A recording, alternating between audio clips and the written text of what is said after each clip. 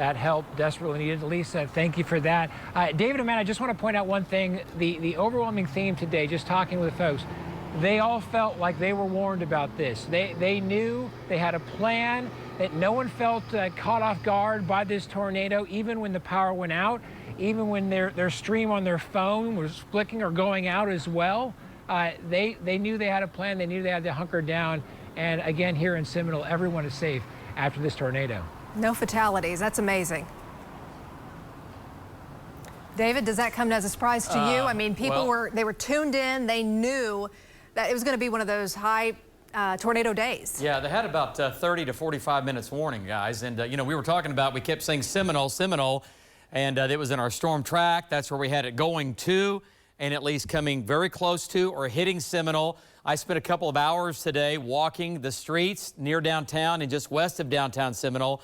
And everybody feels very fortunate, but they were watching when the power went out. Everybody went to their phone and they were watching News 9 right there at the palm of their hand. They were like, okay, we're still good. We're rocking and rolling. We're good. And they watched it come right into town, and they were watching it on their phone as well. So technology, again, the News 9 app, saving lives, right? And that's what matters. All right, there's the condensate. There's the tornado.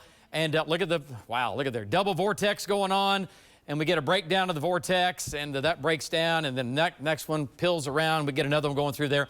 So, yeah, that was when it was over near Maud, and that's when it was heading towards Seminole. And it reforms, it weakens, and then it does it again. We did this for about an hour and a half to nearly 2 hours last evening. And then this morning, Jim Gardner back up again over Seminole. And I was driving through the streets, and there's a lot of damage. You have one house that's hit. You have one house next door that is untouched. That's because we had a large mesocyclone producing, I think what I could see from today, one larger cone, one larger tornado, okay? And then we had other smaller tornadoes rotating around that. So you'll see some heavy damage like this.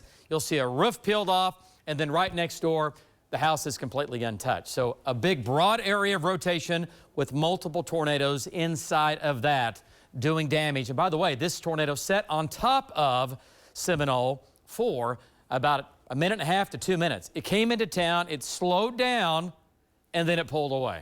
About the worst case scenario. If that had been a stronger tornado, Seminole will look a lot different today. Okay, let's get back to it here, and we're talking about the tornado reports, and 14. This number is going to change some again.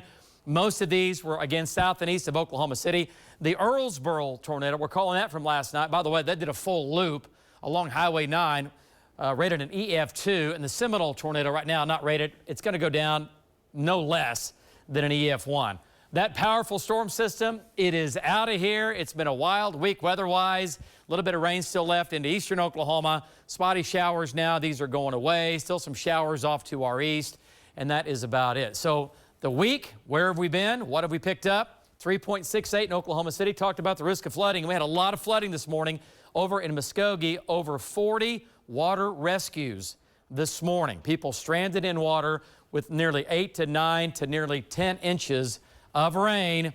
There it is. Wow, just updated, 11.9, a foot of rain the last 5 days. A foot, crazy. Out west, the last 5 days, barely above a quarter of an inch. So the cloud cover along and east of I-35, I-35 westward, sunshine, and a lot of it like in El Reno, out I-40. That is good for sure. Here in Oklahoma City, 60 degrees, a northwest wind gusting to 31. The clouds will gradually clear out, and it's going to be a chilly night. We're talking lows in the morning will be down into the upper 40s for a good chunk of the state. So there goes your cold front. We have a gusty northwest wind.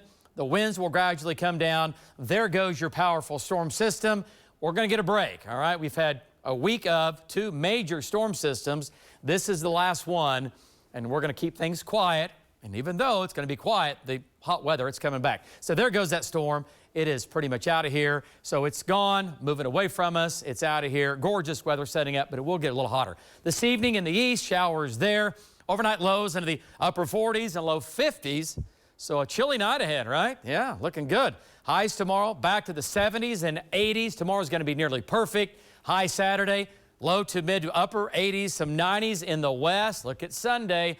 Hey, Mom, yeah, pack the sunscreen. Highs in the 90s, gusty south wind, and the humidity starts to increase on Sunday. Could see some showers and storms coming back next week. The energy, the jet stream is close to us. We're going to be unstable. Some severe weather possible next week. We'll be tracking that.